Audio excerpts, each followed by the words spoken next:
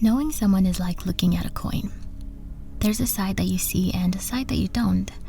And most people, if not all, tend to hide a side of themselves they're not ready to show, or a side they're ashamed of, a side that's who they are at their core, one that they're maybe working on or trying to let go. I don't know what the case is for you, but here's mine.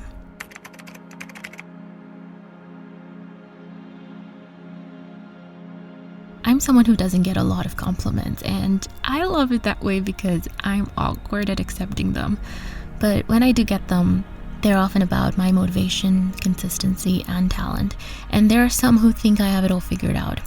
I've even had people call me perfect a couple of times, and I wasn't sure whether to laugh or cry because aside the fact that no one is, you don't see the other side of me that I don't like to show.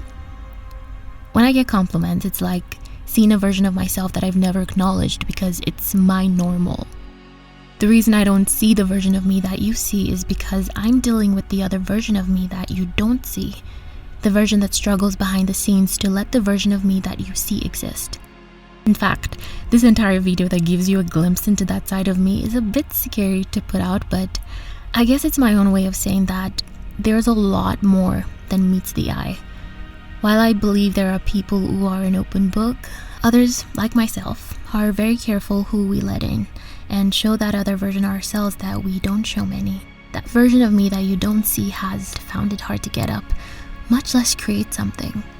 That version of me has thought it would all be so easy to quit everything. That version of me wants to erase her existence from the world and hide away where no one would find her, probably in a cabin in the middle of the woods.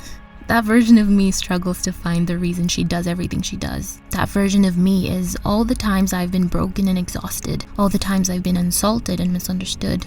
Yes, that version of me shows up every now and then, but I know that I can't keep her around for long.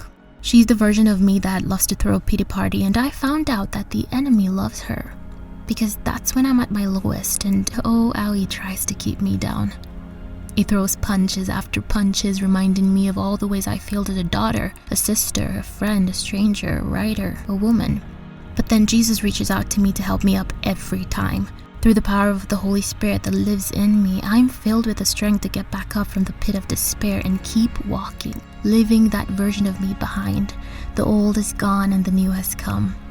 The enemy likes to use that version of me to isolate and blind me from my purpose. But God's always right there with me, reminding me who He is and whose I am, His child. So when next you think someone has it all figured out, they probably don't. Everyone's on their own path to figuring it out. And I am so blessed to be able to walk that path with God. I do hope and pray to be a version of myself that God knows I can be. So the version of me that you see is the one that God's working on, and that's the only version I want to be. She's not perfect. She doesn't have anything figured out. She's human and she has days when she feels completely down like everyone else.